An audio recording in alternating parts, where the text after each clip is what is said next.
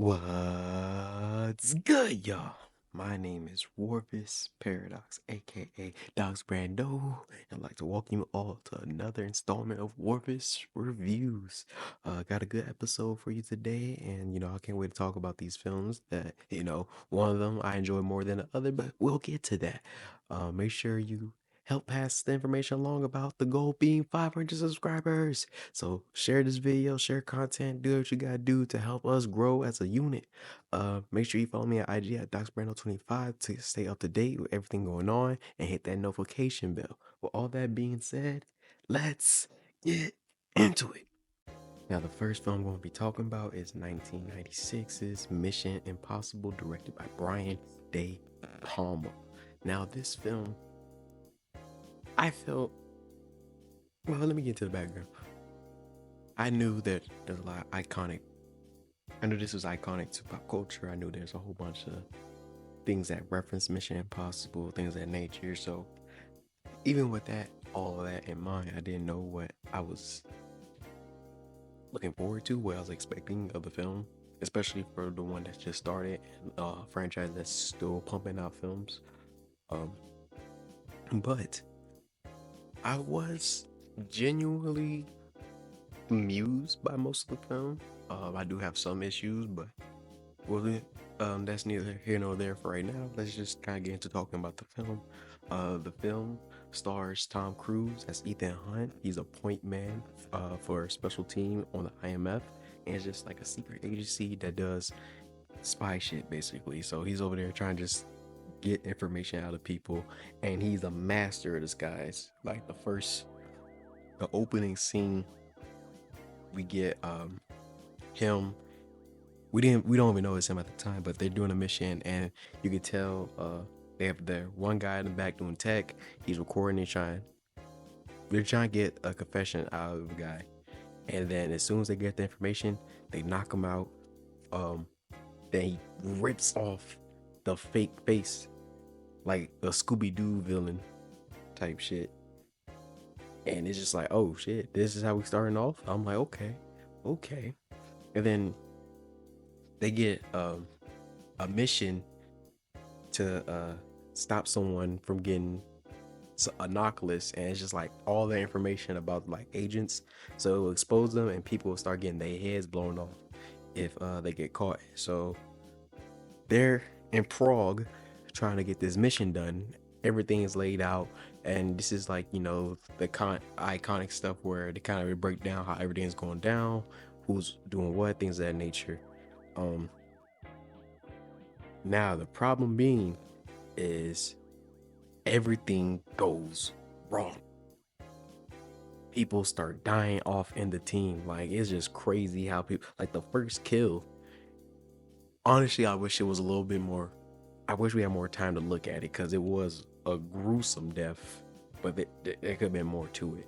But they knock off the computer guy, then they start knocking them off. People getting their cars blown up, and then the leader of the team gets shot and then falls off a bridge. And now Ethan is just like the last man standing, and he's trying to figure out what the fuck happened. And as he's trying to tell the information back to one of the IMF people, high ranking director, he realized there was another team. They're also trying to get the information, to stop the information by collecting it themselves. And the director's like, yeah, we did all this to find out who the mole is in the IMF. And because Ethan Hunt is the last man standing, he looks like the mole. So now Ethan is able to escape, and he's a man on the run. He's a wanted man, and he's trying to figure out how he can prove himself to not be the mole. And that's what leads him back to the safe house that they were located at. He's able to figure out that the mole, his name is Joe, and he's working for a person named Max. And he's able to set up a meeting with Max to tell them he can get the real list. So this leads to him making a squad with two kind of like basically like what's it called? Like they're banned from the IMF. They've been like kicked out. Two people. One of them's a helicopter pilot and low key kind of a psycho, named Krieger, and then the next person is Luther Stickle, and he's a hacker, and he's hacked. What did he say? He hacked, I think he said hacked the Pentagon, but he said there was no proof. Yada yada. But he hires them, and it turns out somebody that was on his team survived, and it was the wife of the leader, and her name is Claire. So with Claire, Ethan, Krieger, and Luther all on this team, they're going to try to break into infiltrate the agency where they can take the information that they need. And this is where they go through the breakdown how difficult it is to get the information that they want and where it's located, all the ins and out, all that type of stuff. And very cool. And I enjoyed this scene. And that's where I'm going to stop about talking about the film. I think if you haven't seen it for yourself, you should check it out. I know it's an older film, but there's still a whole bunch of people that haven't seen a whole bunch of movies just like me. So definitely take your time to check this out. I want to go into some of the highlights. And number one easily is the iconic theme. Everyone knows the dun dun dun dun dun dun dun dun dun dun dun dun dun dun doo and was I have a fun fact about that. So that the version that most people know is it was composed by two members of U2, Adam Clayton and Larry Mullen Jr. But this was actually a recreation of Lalo Schifrin's version from the original Mission Impossible TV series that that came out in 1966. So I was like, that was a really cool fact that I found out, and there's subtle differences between the two, and I do like the version that we get for the films just a tad bit more, but the original does have its place as well. Another highlight is Tom Cruise's Ethan Hunt. I don't think this is probably one of his most notorious roles as Ethan Hunt, but I prefer my Tom Cruise in a fighter jet, honestly. But he does a good job. He definitely plays his role well. But I don't know. I feel like something was lacking from him in this film. I just can't figure it out. But he does have some great moments in this film, so I can't really say too much. But he is still a highlight. The next would be Jim Phelps, played as John Vaught, by John Vaught, and he was the leader for IMF for his IMF team that got taken out. And there's a whole bunch with his character that I can't go into. You're just gonna have to watch it for yourself to find out why he's a highlight. Next will be Henry Sinry as Eugene Kittredge, and he was the IMF director that kind of pointed out that he felt that Ethan Hunt was the mole. He does a great job in his role, just being like this imposing figure, and he's definitely very angry at the fact that they can't catch this great man, and they know he has like a million disguises and he could be anywhere at any time just because. But he definitely plays his role well, and he's not really a villain in the sense. He's just somebody that's trying to get the job done. Gene Reno as Franz Krieger. It almost feels like he's always a villain. I might be wrong, but he definitely gives off the most villain vibes ever. But he does a great job in his role. I think there was plenty of scenes in this film where it's just like a lot of tension with his character and how he's portraying him, and it definitely raises the value of the film. Last person I want to give highlight to is Ving Rhames as Luther Stickle. He did a great job in his role. Definitely, I don't know if it will be my favorite role from him, but he definitely does. He knew the assignment and he accomplished it in this role. Definitely had enjoyed hearing him just speak on camera. Everything about the cast, everything just fit well. Regardless how I feel about Tom Cruise's performance, everything kind of just gelled together. Overall, I'm gonna give this film 3.5 stars. I was really I don't know. I think I might watch the rest of the series to see if I come back to it, if I feel the same way. But for right now, it's just 3.5. Not too bad, you know, a little bit above average. Definitely still a film that I believe y'all should check out. Now, the last film I want to talk about is 1997's Jackie Brown, directed by Quentin Tarantino.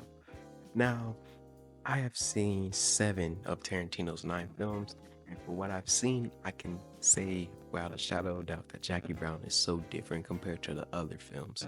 Um, Number one, I guess the main reason that would be is that it is a film that is not written by Tarantino. It's something that was based off something else, and this is the only film in his filmography that is like this.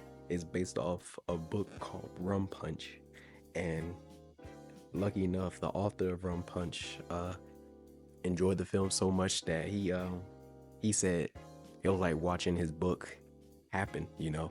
So different name just because of a few things, but this film was really interesting because this is Quentin Tarantino taking a different source material and also trying to pay homage to black exploitation films, um, by more bluntly having Pam Grier at the forefront of this film as the lead.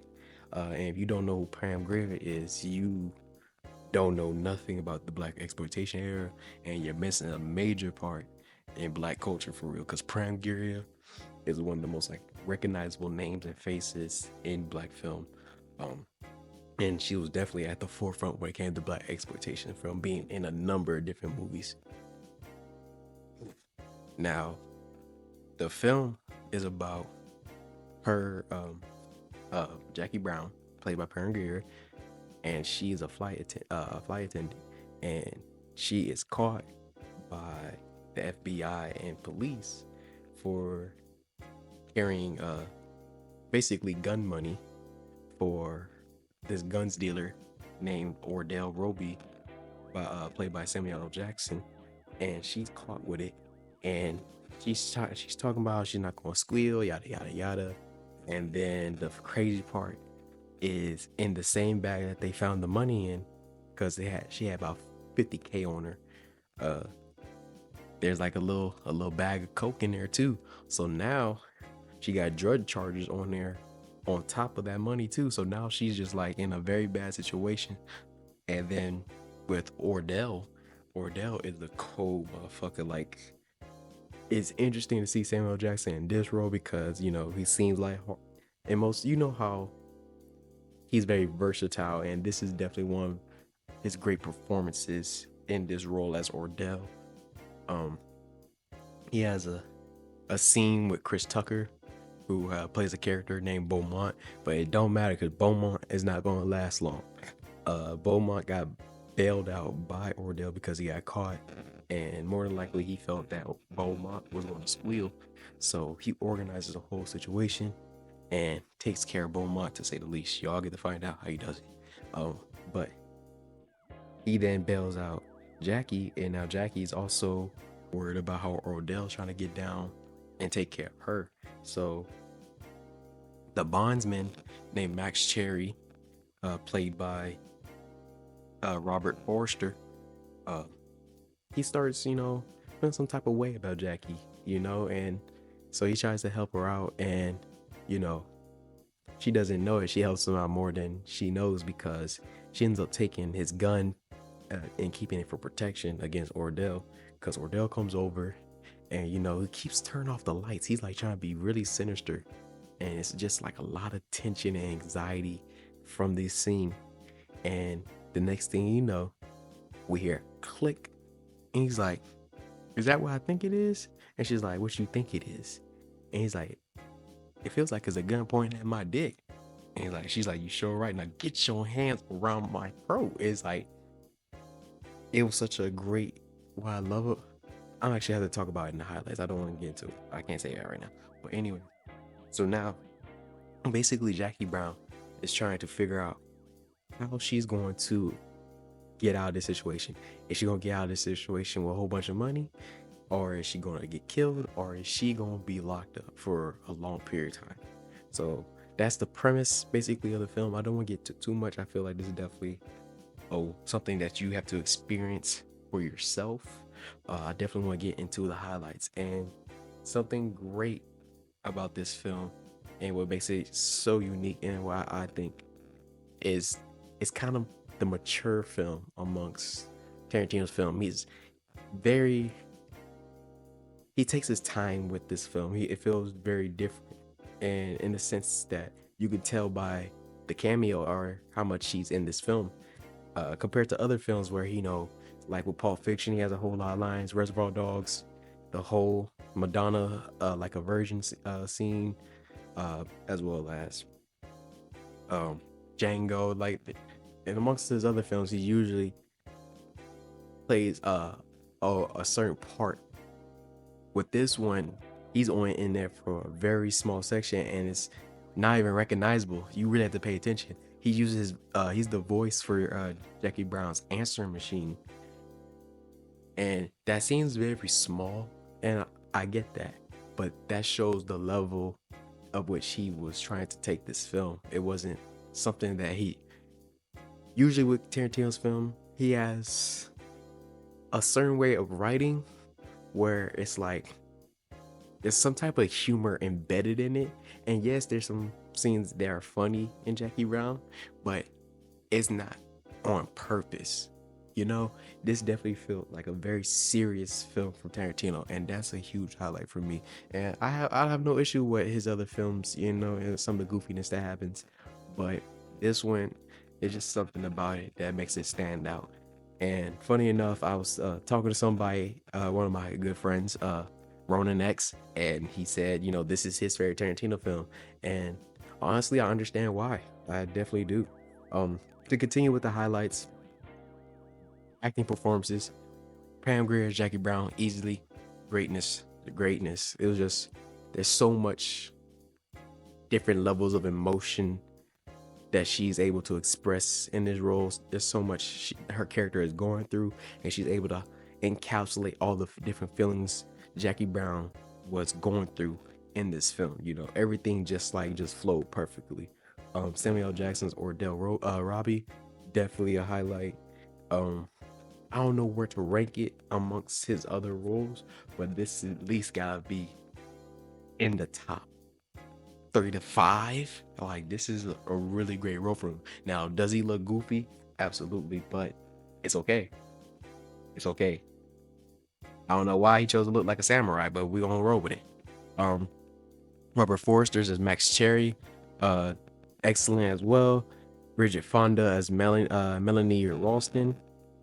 Michael Keaton as ATF agent Ray Nicolette. Robert De Niro as Louis Gara. Michael Bowen as Detective Marcus Dargus. Everyone in this cast did excellent, and everything just flowed perfectly with this film. It was just great chemistry on board. The soundtrack was excellent on here. Everything just gelled greatly. I'm easily gonna give this 4.5 stars. I may come back and give it a 5 after another rewatch, but I don't know. Right now, I'm really feeling the 4.5. I think that right now is just everything about it just seems right. And if you haven't seen this film, definitely check this film out because it's definitely one of the great ones from Tarantino. Now, I chose to do these two films just because I know I didn't talk about what makes Jackie Brown a heist movie, but you will see it does become a heist movie. And then Mission Impossible, not a heist for money, but the information that it was worth. Ethan Hunt said, "Give me 10 million, I got you." So that sounds like a heist to me. But they're very. I don't know. I just want to talk about Jackie Brown, and then Mission Impossible. I felt like it was one of those films that I know it means a lot to a lot of people. So I might have to treat it like The Matrix and go do a deep dive of the filmography, the whole film series of Mission Impossible. If that's something y'all think I should do, let me know in the comments below because I ain't gonna say y'all. All y'all do is gotta say the word, and I'm gonna do it. So it ain't really taking much to get me to try some things out. But with all that being said, now I gotta ask y'all: Do y'all agree about what I said about these films? Do you have your own opinion? Is Mission Impossible 5-star classic to y'all? As Jackie Brown, the gem that many people say is in Quentin Tarantino's filmography? Let me know. Drop everything in the comments. Let's have these conversations.